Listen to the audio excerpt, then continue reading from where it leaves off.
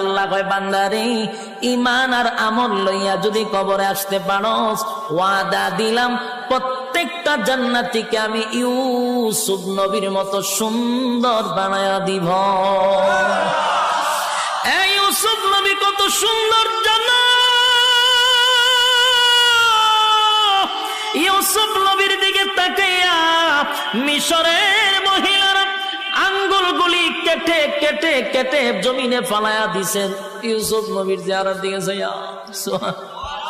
এই যে চাইছে অন্যদিকে কাটতেছে, চাইয়া চেহারার কি আকর্ষণ, বাবা তাকায়া রয়েছে ছুরি দিয়া হাত কাটতেছে, চেহারার আকর্ষণ বলতেই পারে। সুবহানাল্লাহ, এমন সুন্দর চেহারা জান্নাতের ভিতরে প্রত্যেকটা জান্নাতীকে আমার আল্লাহ দিবে।